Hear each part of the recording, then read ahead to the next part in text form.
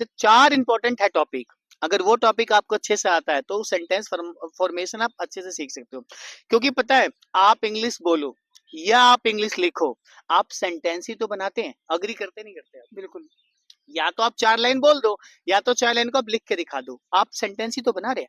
तो क्यों ना सबसे पहले मैं 4 टॉपिक ऐसे कवर करूं जो मुझे हेल्प करेगा सेंटेंस फॉर्मुलेट करने में। तो उसमें से सबसे पहले जो मैं पॉइंट रखता हूं कि आप इज एम आर के यूज को, वॉज वर के यूज को, विल सेल के यूज को बहुत अच्छे से स्टेट बताने के केस में यूज करें। स्टेट बताने का मतलब, देखिए इज एम आर के बहुत सारे यूज है, लेकिन सबसे पहला आप यूज ये जो मैंने वर्ब बताया, is am are, was were, will be, shall be, have had, इन सब का मतलब कि हैव हैड को हटा दो, is am are, was were, will shall का यूज करो पहले स्टेट बताने के लिए। लेट्स सपोज आपके पास ये पड़ा हुआ है, सो आप क्या बोलोगे? This is a phone. आप बोलोगे this is India Gate, this is a park. ये कॉमन सेंटेंस है। जो मुझे सुन रहे हैं आप सभी को लग रहा होगा इतने कॉमन सेंटेंस क्यों बना रहे हैं सर? एक कॉन्वर्सेशन उठाने के लिए आपको कॉमन सेंटेंस से ही गुजरना पड़ेगा। आप इनिशियल एज पर हो, इनिशियल स्टेज पर हो, आप छोटे छोटे सेंटेंस का यूज करो, और यही एक दिन आपको इतना कॉन्फिडेंट फील करवाएगा कि हाँ आप कुछ बोल पा रहे हो।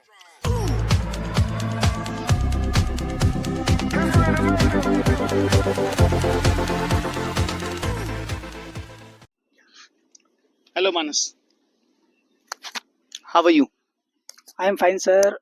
सर मुझे ना आपसे कुछ क्वेश्चंस पूछना था कि सर मतलब जब अच्छा, इंग्लिश ये क्वेश्चन इंग्लिश से रिलेटेड है और कुछ है? इंग्लिश से रिलेटेड है sir. Alright, so the viewers, those who are watching us, this video is going to be very helpful for us because we are going to discuss something very important about English. So stay tuned and keep watching us. Thank you. Go.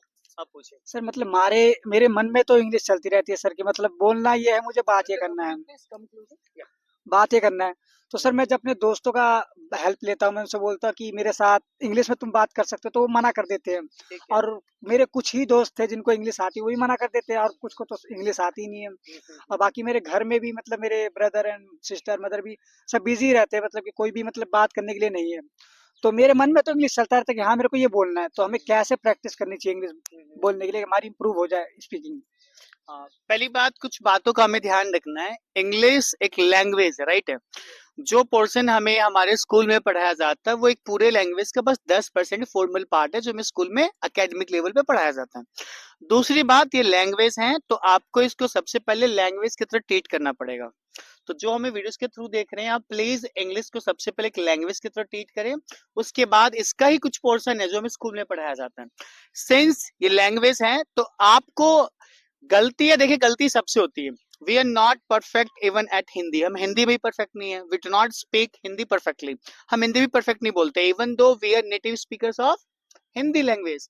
Still do we speak perfectly? Not. हम हिंदी भी ढंग से नहीं बोलते हैं।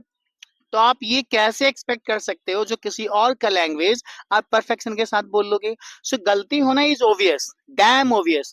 तो गलती की तो पहले टेंशन नहीं लेना कि भाई मैं कुछ बोल दूंगा तो लोग हंसेंगे। पहली बात, किसी के पास टाइम ही नहीं है किसी के लिए।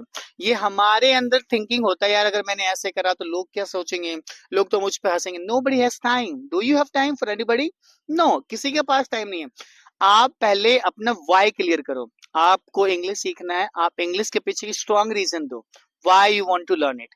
और अगर आपके पास स्ट्रॉन्ग रीजन है कि हाँ ये रीजन है, मुझे जॉब लेना है, अपने आप को इम्प्रूवमेंट करना है, हमारे जो मेरा कम्युनिकेशन स्किल्स है वो मेरा वीक है। क्योंकि आप किसी भी कॉर्पोरेट फील्ड में जाते हो, किसी भी जॉब फील्ड में जाते हो, आप पक्का पाओगे वो व्यक्ति, वो मेल हो या फीमेल हो, अगर वो इंग्लिश बोलती है या बोलता है, उसकी कम्युनिकेशन स्किल अच्छी है, जो अक्सर हमारे इंग्लिश से मेजरमेंट करा जाता है। मैं ये नहीं कह रहा हूं कि सारा नॉलेजेबल व्यक्ति वो वही होता है जो इंग्लिश बोलता है, बट फिर भी इंग्लिश मैटर करता है।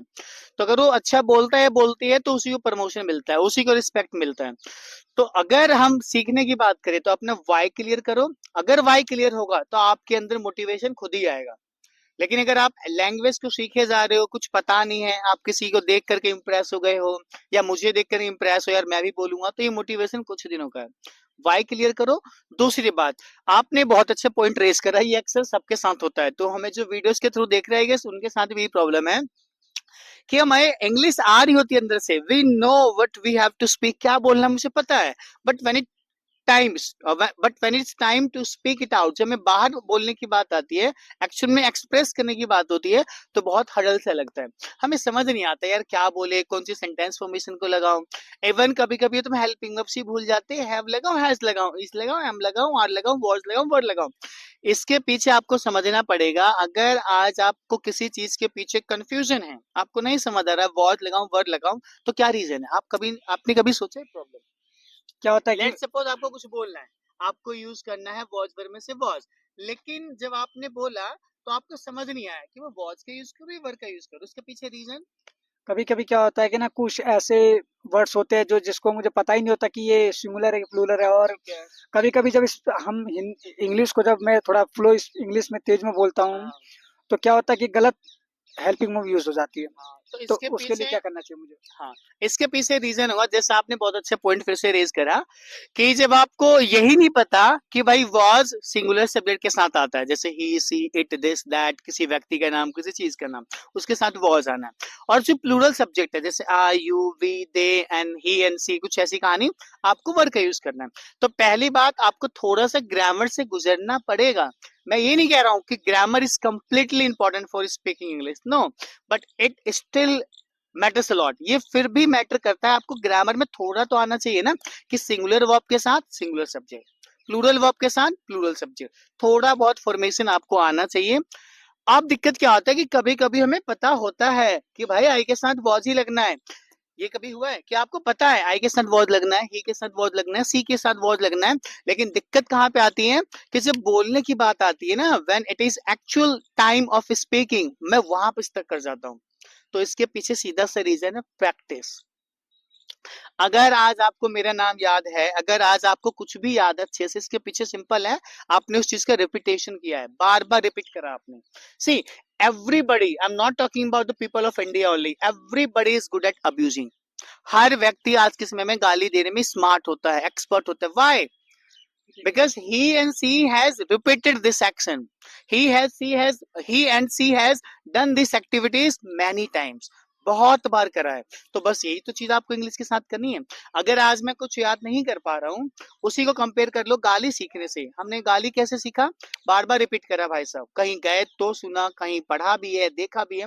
इसी तरीके से, अच्छा एक बात, मेरा इंटेंशन आपको मतलब कि ह्यूमिलिएट नहीं करना है कि इंग्लिश के एग्जाम्पल क्यों ले रहे हैं सर, बस एक मैंने प्रैक्टिकल एग्जाम्पल लिया है कि आज अगर हमें कुछ भी याद है, अच्छे से हम बोल पा रहे हैं, तो उसके पीछे सीधा सा रीजन है, मैंने उस चीज के पीछे बहुत मेहनत करा, उस चीज को मैंने बार बार किया है। Means we have done an activity again and again, बहुत बार किया है। वही चीज आपको इम्प्लीमेंट करना है इंग्लिश के साथ।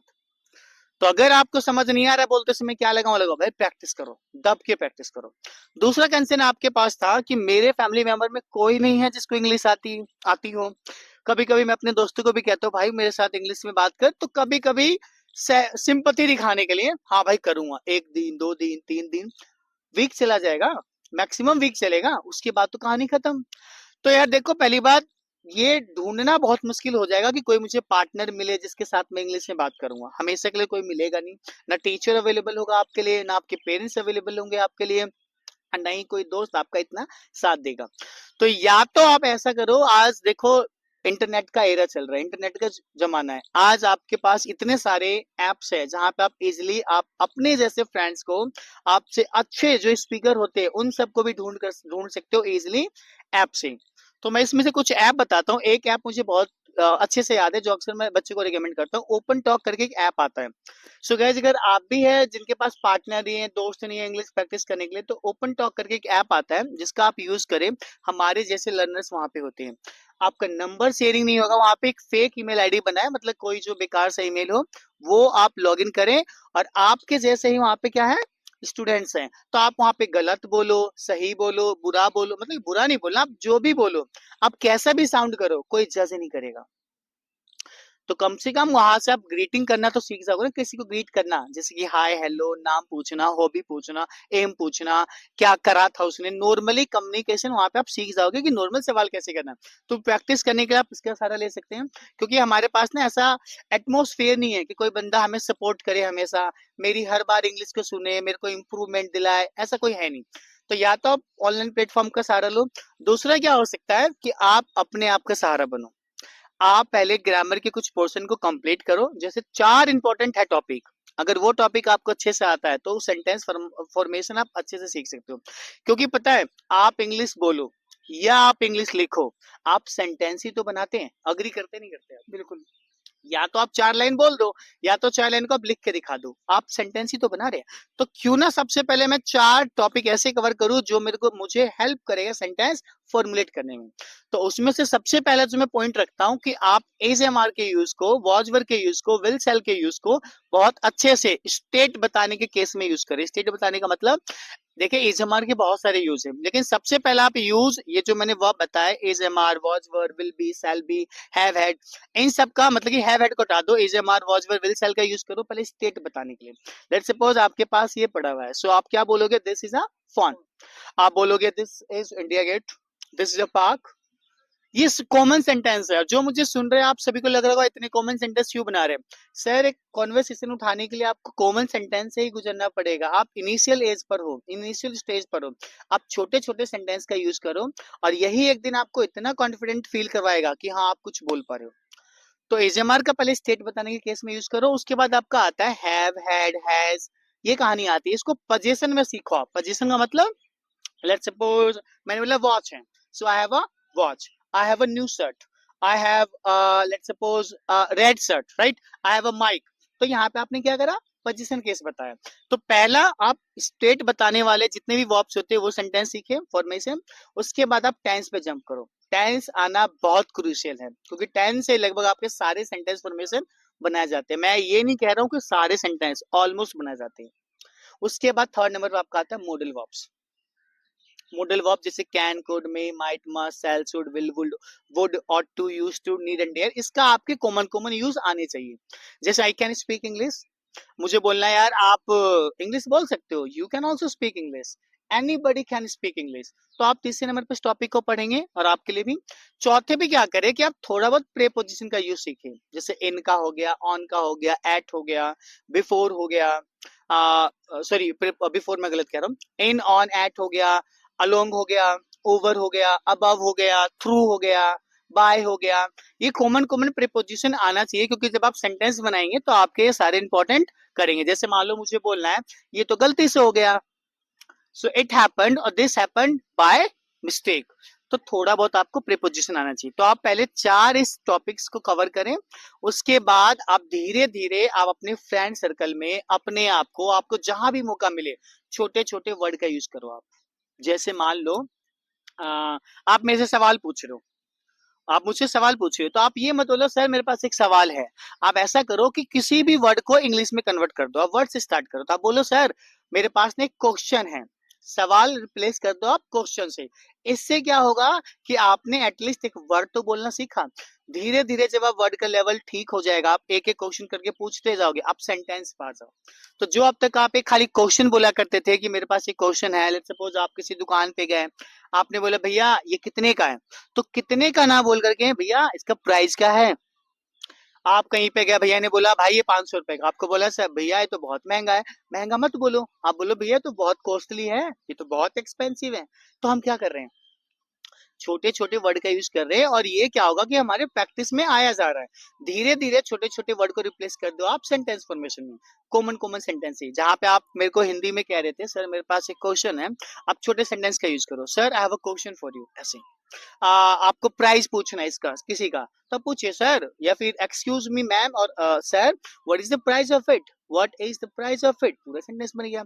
एक सेंटेंस मैंने क्या बोला था लास्ट टाइम, एक वर्ड क्या बताया था, कोई सा भी, हाँ कॉस्टली है। आपको बोलना है भैया ये तो बहुत महंगा बता रहे हो, 500 रुपए तो बहुत है। या तो सिंपली बोलो sir it's very high, sir it's very high, it's very expensive sir, it's very costly.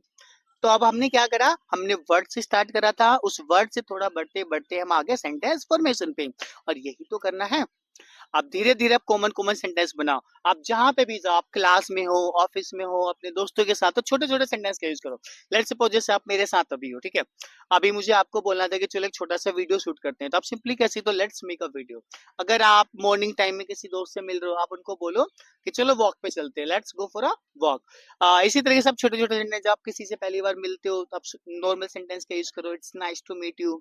आप जब वो कॉन्वर्सेशन एंड करके वहां से मतलब लीव कर तो निकलते हो, so it was nice meeting with you, it was nice meeting with you. तो इससे हम क्या कर रहे हैं, पहले हमने छोटे वर्ड से स्टार्ट करा, अब छोटे छोटे सेंटेंस हमने फ्रेम करने शुरू कर दिए।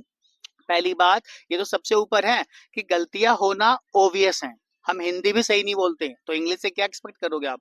तो डरना नहीं गलती से, गलती करते चलो, क्योंकि एक लाइन सुना होगा ना, if you make mistake that means you are trying to learn something. अगर गलती कर रहे हो, इसका मतलब आप सीख रहे हो, क्योंकि गलती करने के लिए भी तो गलती करना पड़ेगा।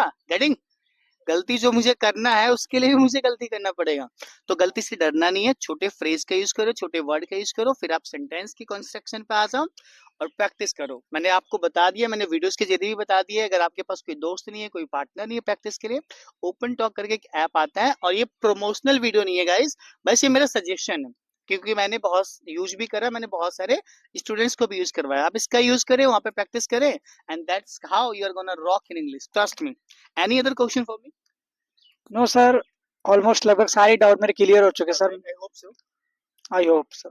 हाँ, सो बस यही करना है जो जो मैंने टिप्स यहाँ पे बताए हैं। और गाइस, जो मुझे यूट्यूब के थ्रू मतलब किसी भी प्लेटफॉर्म पे आप देख रहे हैं, आई होप कि वीडियो बेनिफिशियल आपके लिए रहा होगा, कुछ समझ आ गया होगा कि आपको इंग्लिश की प्रैक्टिस करनी कैसे है। बार बार कह रहा हूँ, do not think about the mistakes that we commit while speaking English, because English is not our mother tongue. हमारा मदर टंग थोड़ी ना है, ये तो भाई दूसरों का लैंग्वेज है। So it's obvious to commit a mistake, गलतियां होना obvious है।